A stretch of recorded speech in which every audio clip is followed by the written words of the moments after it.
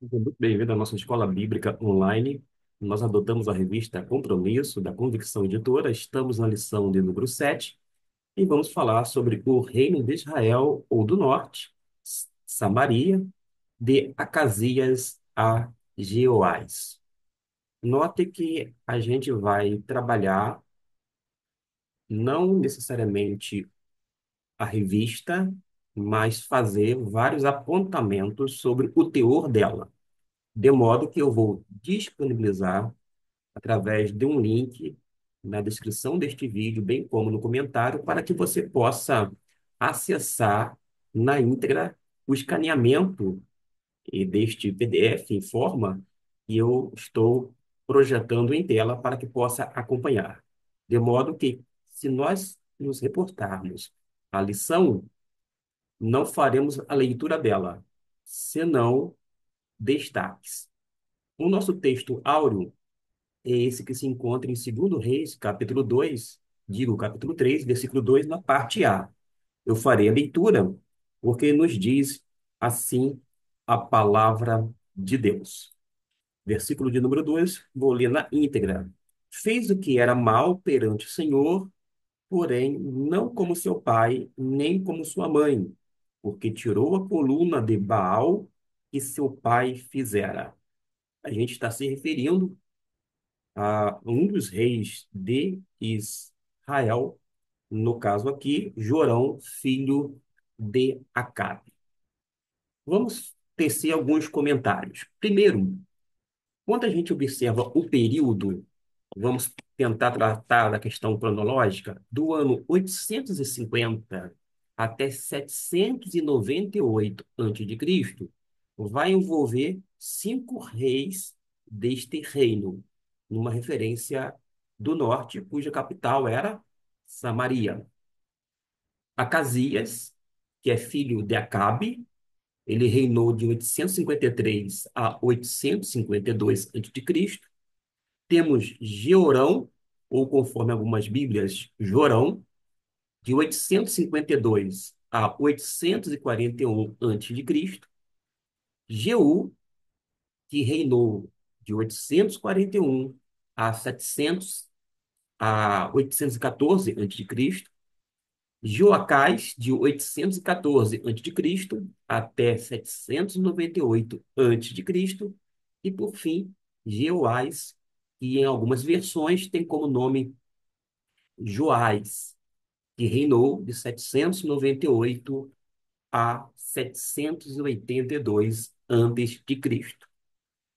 Estas datas são importantes para a gente ter uma ideia do período de cada um destes reis citados: Acasias, Jeorão, Jeú, Joacás e Jeoás.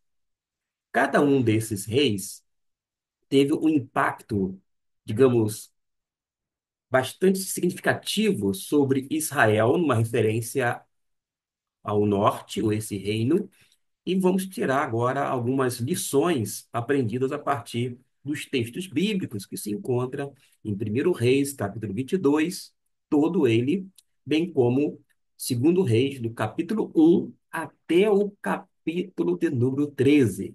A gente não vai fazer a leitura, é verdade, deste, destes textos, porém a gente vai poder observar alguns pontos positivos dentro da monarquia, compreendendo esse período já citado anteriormente.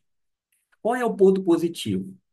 Meus irmãos, a gente observa que o ponto positivo, por exemplo, com Jeú, foi o zelo pela restauração da inspiração verdadeira. A gente vai observar um outro aspecto positivo, que era sempre a misericórdia de Deus. Não obstante vermos as falhas dos reis, quando não do próprio povo, a gente vai ver o tempo inteiro Deus sendo misericordioso. É um dos seus atributos, é uma das qualidades divinas, ser um Deus que age com misericórdia. Um outro elemento positivo, sem dúvida alguma, é o cumprimento da palavra de Deus. Às vezes, até o próprio rei não cumpre aquilo que foi determinado por Deus, mas Deus cumpre com sua palavra. Deus é fiel e permanece fiel. Essa ação divina não é alterada porque está sempre atrelada ao seu caráter. E, por outro lado, a gente vai ver um outro aspecto positivo, que é o restabelecimento militar. Agora, quanto aos aspectos negativos, eu posso citar a idolatria que foi persistente. Infelizmente, o povo de Israel, da aliança, uma referência à antiga e não à nova, que foi estabelecida por Cristo Jesus, mas esta ao qual nós estamos nos referindo, a gente vai observar que o povo da aliança ele vai ter um momento de idolatria de modo permanente. Não era algo pontual, nada disto. Infelizmente, a gente observa a violência e a conspiração. A gente vai notar, não apenas nesse período, mas até mesmo na história humana, que muitas pessoas vão ascender ao império, quando não ao reino, mediante conspiração, muita violência. E hoje em dia há uma crítica muito grande a algumas emissoras de TV, alguns jornais, dizendo que a mídia só fala de desgraça, só fala de violência. Ora, a Bíblia é, de uma forma nua e crua, apresentada, e dentro desse contexto vai conter muita violência. A violência não é da parte de Deus, mas é proveniente das ações humanas. A gente precisa ter um pouco de coerência porque a Bíblia vai descrever também muitas cenas de violências. Não porque Deus queria que fosse assim, mas por causa do coração, não apenas enganoso, mas petrificado do homem. E quando a gente se reporta lá no princípio, no livro de Gênesis, a gente vai observar que Deus destruiu a humanidade através do dilúvio, porque a violência se multiplicava. E sendo um Deus ético e moral, ele não suportou, digamos assim, aquela situação tão caótica. E ele então destrói a humanidade através do dilúvio, mas Noé acha graça juntamente com os seus e é retomada a humanidade, mas lembrando que quer no Antigo Testamento, quer no Novo Testamento, a gente vai ter inúmeras cenas de violência. A violência contida como parte da humanidade, da história, não é um reflexo apenas do tempo atual que está sobre modo violento e, por sua vez, as mídias, a televisão vai falar uma grande parte sobre a violência.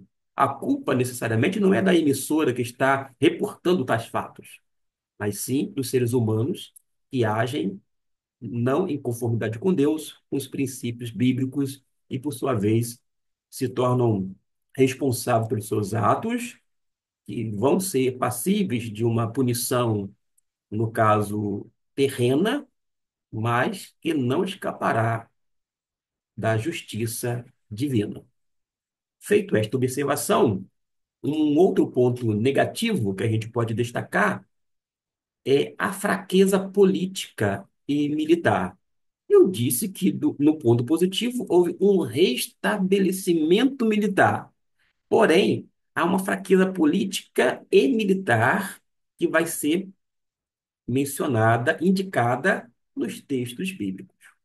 Eu queria, logo de início, falar sobre algumas lições para a minha vida, para a sua vida, meu irmão, minha irmã, que tem me acompanhado aqui dentro da escola bíblica online. Bom, quando a gente vai para o teor para o teor da revista, quando não o próprio texto bíblico que está descrito e que temos como referência, a gente pode mencionar a questão da idolatria moderna, porque ainda é um perigo.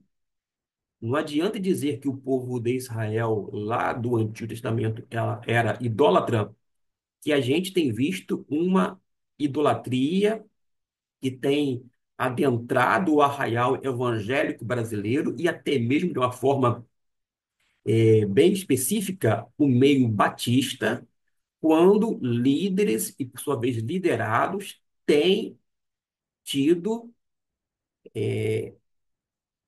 esse ato, né, têm cometido esse ato de idolatria, fazendo coro com o que João Calvino disse na época da Reforma Protestante, que o coração do homem é uma fábrica de ídolos.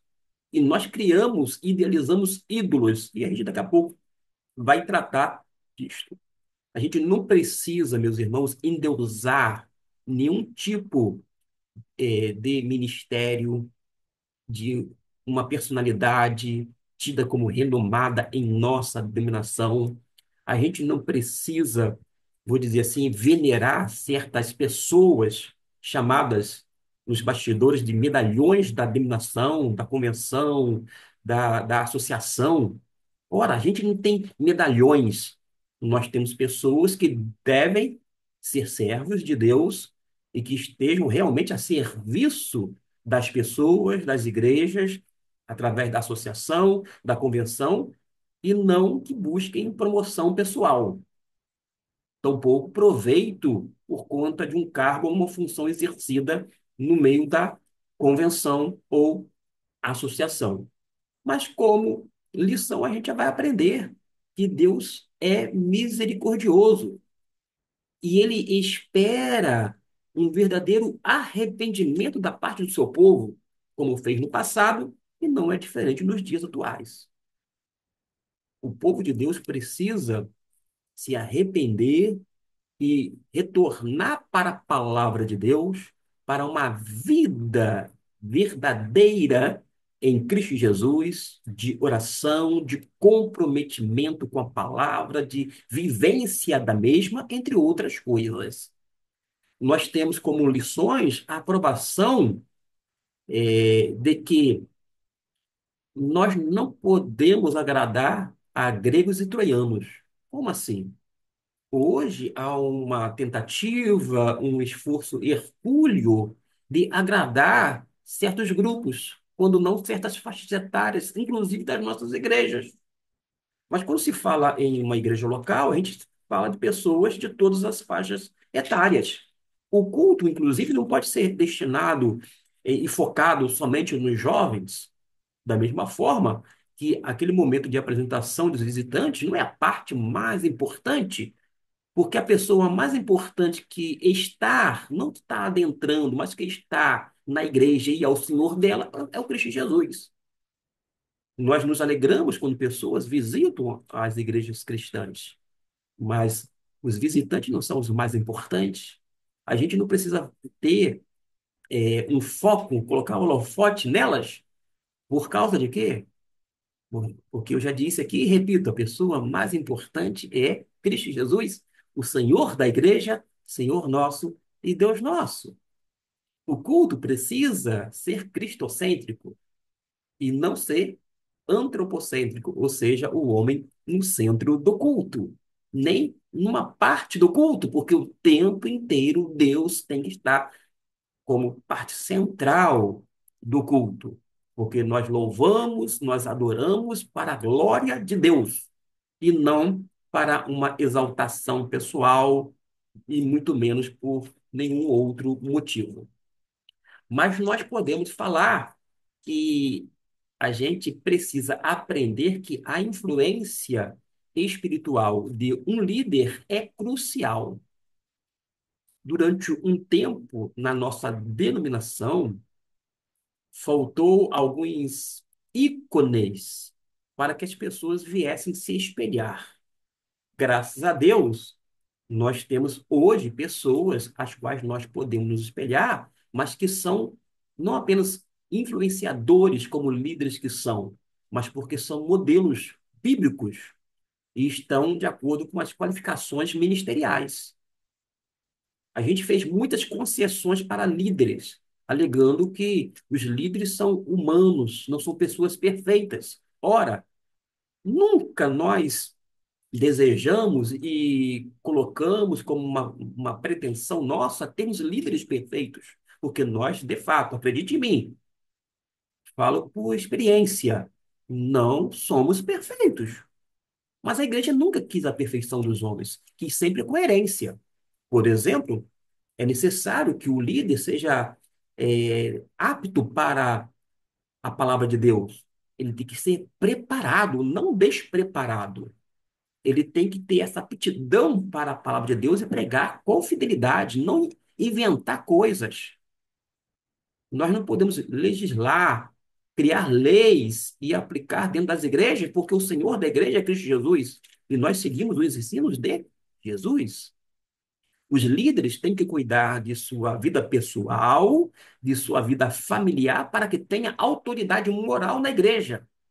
Se todo e qualquer líder cuidar da sua família, ele vai ter condições morais e espirituais de estar à frente da igreja como líder espiritual, como não um mero influenciador, mas como um modelo a ser seguido. E não tem nada a ver com perfeição, mas sim com uma coerência e de acordo com as qualificações já estabelecidas pela palavra de Deus. Quem não tem condições de cuidar e não consegue cuidar da sua família, que é um núcleo menor, e sobremodo importante, que é justamente a base e a condição para você cuidar da família de Deus, não pode estar à frente do rebanho. Nós temos visto, infelizmente, pessoas que já passaram por nós ou que estão nas nossas igrejas, mas que não têm condições morais e espirituais de estar à frente do rebanho. A gente também precisa compreender que a força vem de Deus, não de alianças humanas. Israel aprendeu isto na prática, com a experiência. E a gente não aprendeu com a, a, a história de Israel. Muitas das vezes a gente quer o quê? Que no Brasil tenha uma agenda política cristã. Ora, o Estado é laico. Antes de impor uma agenda cristã, os cristãos devem viver em conformidade com as doutrinas cristãs.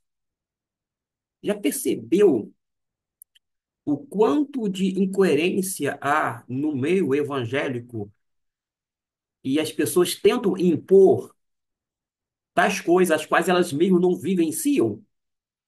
Quer impor certas coisas para as pessoas que não são crentes, quando elas que são crentes deixam a desejar quando não estão muito aquém. E isto não é uma generalização, meus irmãos. É uma constatação. A força vem de Deus, não de alianças humanas. Disse aqui inúmeras vezes, não pense num salvador da pátria. Fulano, Beltrano, Ciclano vai dar jeito no Brasil. Não vai dar nunca. Se a gente não tiver um exercício de uma cidadania responsável, sem venda de votos, pessoas que têm uma agenda preocupada no bem comum e não apenas no seu grupo específico, se a gente não tiver pessoas coerentes, pessoas éticas, morais, pessoas que sejam comprometidas não apenas com a palavra de Deus, mas consequentemente com as pessoas, independente da confissão e do credo delas, a gente vai ter dias melhores e, quem sabe, uma geração melhor. Mas se vivermos da maneira que estamos, não espere resultados diferentes. Quando a gente vai para o período de Acasias a Jeoás, a gente tem uma grande lição que é a importância da fidelidade total a Deus. Eu, Gustavo Luiz, não tenho que ser fiel a um partido político.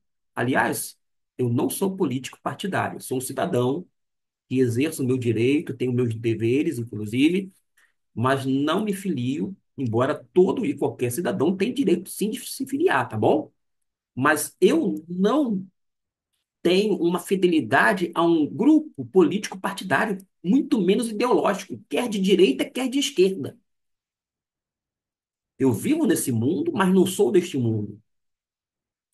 Eu sou um cidadão do alto. Eu tive um nascimento espiritual.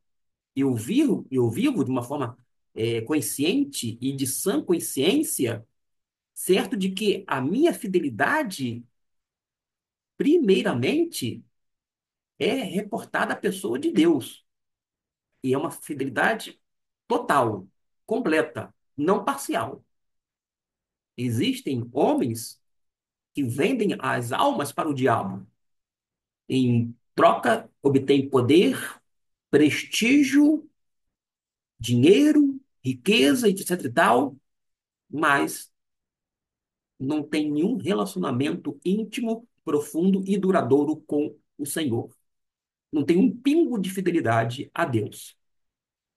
E quando a gente se reporta para um texto lá de Crônicas, a gente pode lembrar, e você sabe de cor e salteado, porque a palavra de Deus vai dizer uma coisa interessante.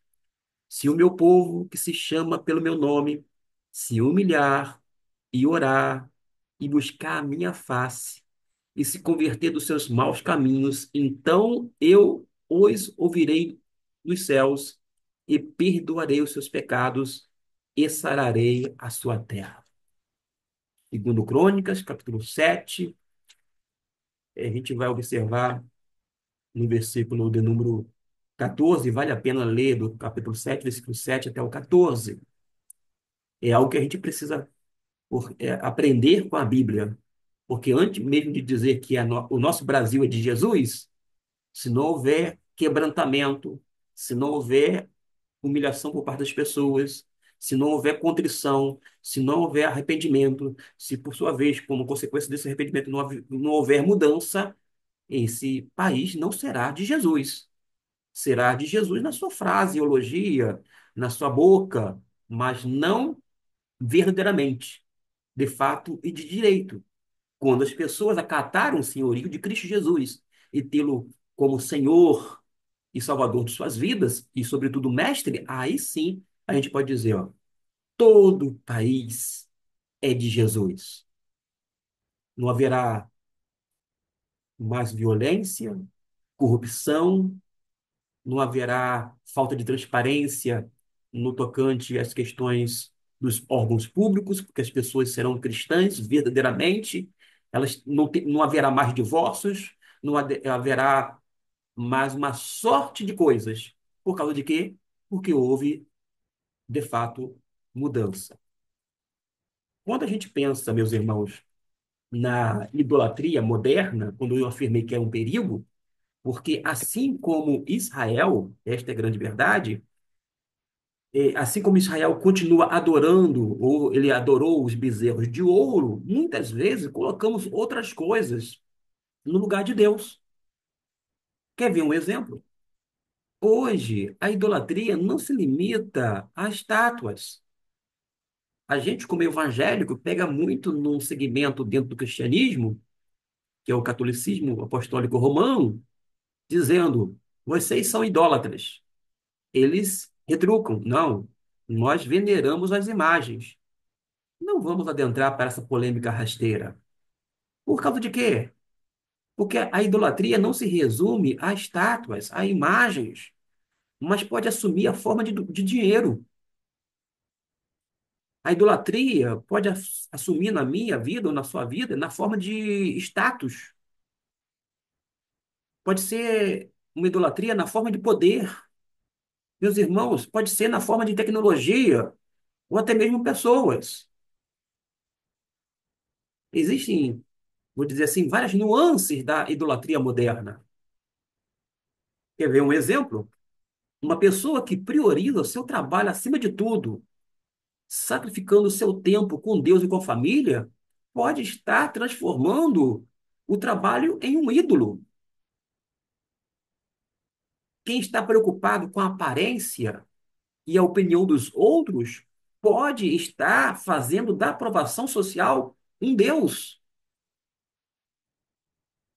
E uma reflexão: o que ocupa o primeiro lugar em nossa vida? Se algo nos afastar de Deus, pode ser um ídolo moderno. Deus é misericordioso, mas ele espera uma verdadeira tristeza da parte das pessoas. Não é um mero remorso, como nós comumente falamos. Deus ouviu o clamor de Israel quando sofreram, mas eles nunca obtiveram um arrependimento verdadeiro. A tristeza deles foi momentânea e motivada pelas consequências do pecado, não por um desejo sincero de mudança. E vou dar um exemplo aqui, quando não dois. Alguém que comete um pecado grave e apenas pede desculpa para evitar as consequências, mas sem mudar de atitude, não está realmente arrependido. Já parou para pensar nisso? No outro caso, o rei Davi, após pecar com Batseba, declarou arrependimento sincero ao escrever o Salmo 51, confirmando o seu erro e pedindo transformação. O que nós aprendemos com a Bíblia lá é que a tristeza, segundo Deus, produz arrependimento para a salvação, do qual ninguém se arrepende. Mas tristeza do mundo produz morte. E a pergunta que não quer calar: a nossa confiança é genuína ou apenas um desejo de evitar consequências ruínas? Quando eu mencionei sobre a aprovação de Deus, porque tem coisas que não agradam a Deus e a gente vive num cenário que a gente age de uma forma diplomática, politicamente, para tentar não criar alguns transtornos, algumas confusões. Às vezes a gente quer agradar a gregos e troianos, nos reportemos a Jeú. Jeú destruiu o culto a Baal, mas o que que ele fez? Manteve os bezerros de ouro. Isso mostra que ele obedeceu a Deus em parte, mas ainda manteve práticas erradas. O que nós aprendemos, meus irmãos? Que Deus deseja obediência completa, não apenas aquilo que nos convém. É o que nós aprendemos com a palavra de Deus. E posso dar alguns exemplos. Alguém que lê a Bíblia e vai à igreja, mas continua a agir com desonestidade nos negócios ou mentindo no seu benefício próprio. Ela está obedecendo a Deus, digamos assim, em parte, mas não completamente.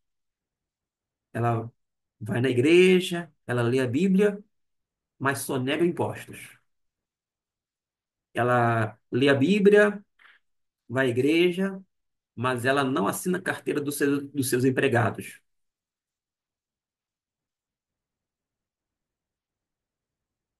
Ela trabalha no órgão público ou ainda privado, mas ela está sempre no meio do conluio, nas falcatruas.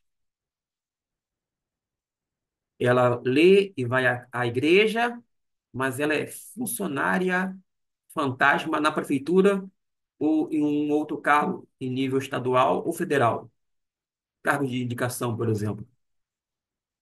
Ela trabalha no órgão público e devolve o restante, uma parte do salário, para os seus chefes, vereadores, deputados, que é na forma de senadores, etc. e tal. A chamada e famosa rachadinha. Mas ela é assessor de fulano de tal, de uma autoridade. Mas ela devolve. Isso é errado.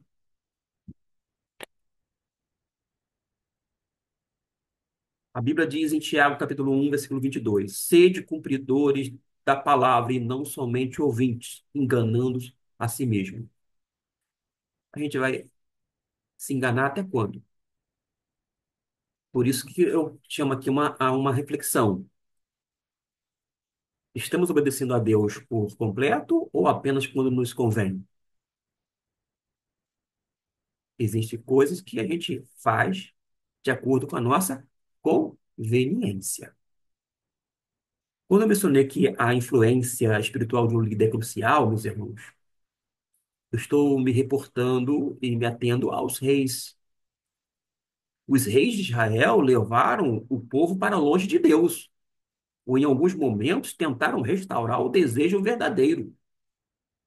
Os líderes espirituais, os pais, os professores de EBD, qualquer pessoa com influência pode direcionar outros para o bem e para o mal. Não é para distanciarmos de Deus, mas para nos aproximarmos de Deus. Aliás, a gente precisa se atentar para o já famigerado ativismo religioso. As pessoas vivem com tantas funções, tantos cargos, tantos eventos, tantas atividades na igreja que nem sobra tempo para o período chamado devocional, não sobra tempo se a pessoa bobear para a família, para o lazer e etc. e tal. A gente não nasceu para viver enfornado na igreja, não. É para viver em sociedade, sendo luz no mundo, sal na terra.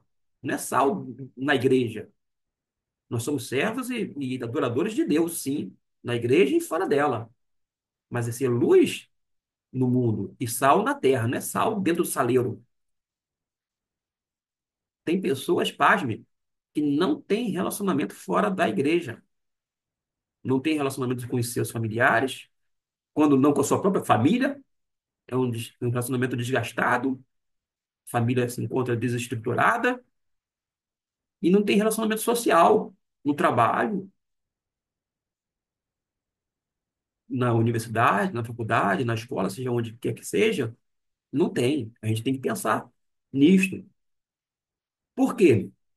Um pastor ou um líder espiritual que ensina o evangelho distorcido pode afastar muitas pessoas de Deus. Os pais que não vivem, que pregam, podem confundir seus filhos sobre a fé. Isso mesmo. Por outro lado, um líder temente a Deus pode ser um instrumento poderoso para o crescimento espiritual dos outros. E não é à toa que Paulo tinha bagagem, tinha moral, tinha autoridade espiritual, e ele disse: sede meus imitadores, como também eu sou de Cristo. E eu quero dar uma pausa e fazer a seguinte pergunta: como estamos influenciando aqueles que estão ao nosso redor? Estamos guiando as pessoas para Deus ou afastando? Quando eu mencionei antes que o juízo de Deus é real, e se eu não fiz esta menção, faça agora, com base naquilo que aconteceu no livro dos reis, ou dentro daquele período de monarquia, é porque tudo que Deus anunciou através dos profetas aconteceu. A casa de Acabe foi destruída, e as consequências da idolatria vieram sobre Israel.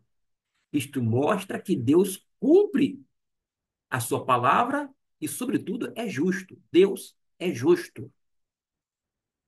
Quando a gente se reporta lá para 2 Crônicas, no capítulo 36, do versículo 15 até o 17, a gente vai observar que o povo de Judá, uma referência ao Reino do Sul, não do Norte, ignorou repetidos avisos dos profetas. E no final, o que aconteceu? Foi levado ao cativeiro babilônico. Hoje, podemos ver as consequências do pecado em muitas áreas.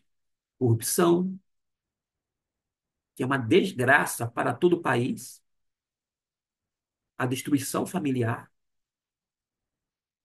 falo isso com um aperto no coração, a violência, o afastamento de Deus. Quando se fala em afastamento de Deus, as pessoas logo lembram dos chamados desigrejados. Aquelas pessoas que ficaram frustradas, decepcionadas com algumas coisas que viram, ou ouviram, ou vivenciaram na igreja. Mas é possível que haja pessoas dentro da própria igreja que estejam afastadas de Deus. Por isso que o saudoso pastor Mauro Israel Moreira dizia que tem um tipo de pregação chamada pregação de banquinho, ou pregação de banco, ou de bancos no plural, numa referência, tem que pregar evangelisticamente para as pessoas que estão nos nossos bancos e que são membros de nossas igrejas. Porque quando a gente para e observa e compara à luz da palavra de Deus, algumas pessoas, embora membros há muitos anos, não têm dado evidência de conversão. A pessoa era um traste e continua o mesmo traste. Era mentiroso e tem um caráter mentiroso até hoje. É aquela pessoa que comete um adultério uma vez, duas vezes, três vezes, 400 vezes e continua na igreja, mas mostra um caráter de infidelidade que não tem nada a ver com o fruto do Espírito Santo, que é o autocontrole, inclusive, o domínio próprio. A pessoa, nesse caso, precisa de evangelização, de salvação, para que haja transformação. E quando falo sobre isto, eu lembro de Gálatas capítulo 6 versículo 7. Paulo nos diz: não vos enganeis, de Deus não se zomba, pois aquilo que o homem semear, também ceifará. Estamos, meus irmãos, vivendo o juízo de Deus como se ele fosse algo distante ou levando isso a sério? A gente tem comprometimento com Deus e, consequentemente, com Sua palavra, com o povo dele, ou a gente não tem levado Deus a sério? Porque quando a gente fala sobre a confiança nas alianças, em detrimento da confiança completa ou total em Deus, a gente se reporta para Israel que frequentemente buscava alianças com outras nações em vez de confiar em Deus. Quando confiamos nele, nós somos livres. Nós não devemos favores a ninguém. Não tem esse negócio de uma mão lavar a outra. Porque a gente não fez aliança com homens, mas a nossa aliança está em Cristo e com Cristo. Quando a gente vai para o texto bíblico, notamos que quando o povo de Israel, através dos reis, confiaram em Deus, eles foram livres. E quando eles confiaram em exércitos e reis pagãos, eles fracassaram.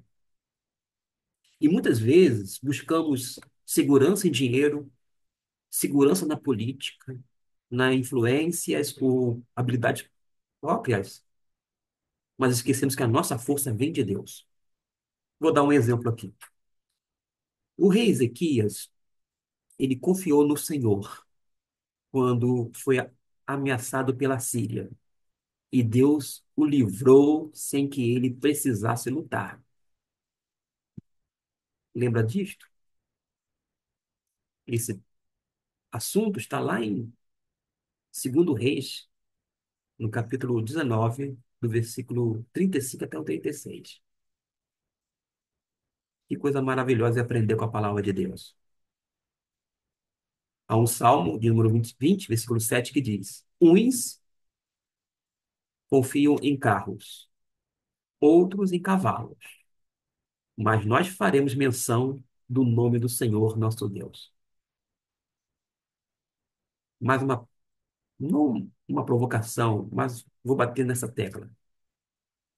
Eu não confio, politicamente falando, na direita, nem na esquerda, nem no centro-esquerda, nem na centro-direita, nada disto. Eu não confio em partidos políticos. Eu não confio em nenhuma das ideologias. Eu confio em Deus, o Criador dos céus e da terra. E oro para que coloque pessoas transformadas nesse âmbito político para fazer uma política sadia, não da base do toma lá da cá. Nós temos representantes em Brasília que só estão preocupados com as emendas chamadas parlamentares, que são distribuídas e que não tem prestação de contas, não tem transparência, entre aspas, ninguém sabe para onde vai. Não.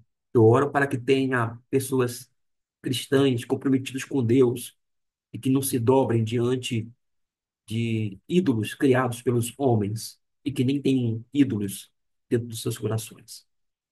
Porque não estamos depositando, às vezes, a nossa confiança em Deus. Estamos depositando, como igreja evangélica brasileira, a nossa confiança em A ou B. Eu digo sempre aqui, não temos salvador da pátria. Não temos. A nossa força verdadeira vem de Deus?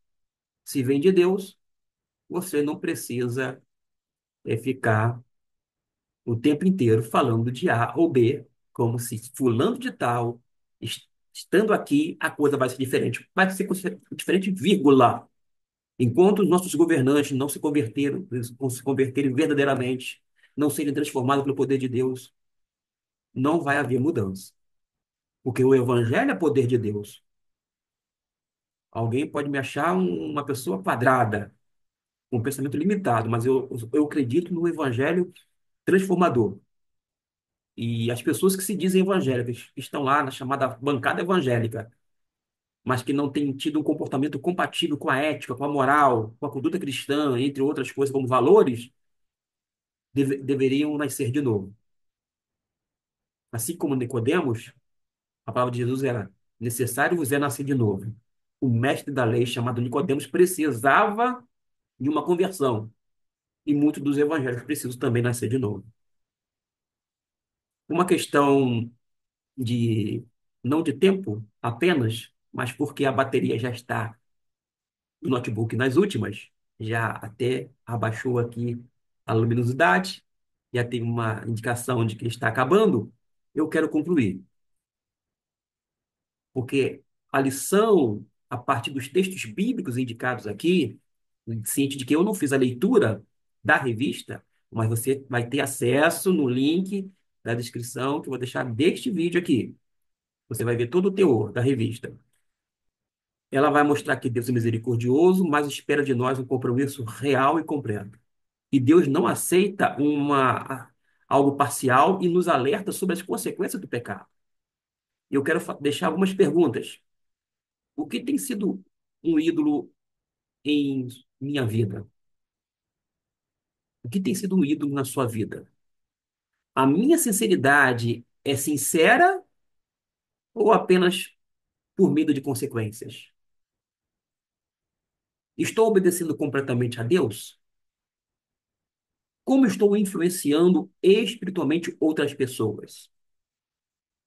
Ainda levo a sério o juízo de Deus ou vivo como se Deus não existisse?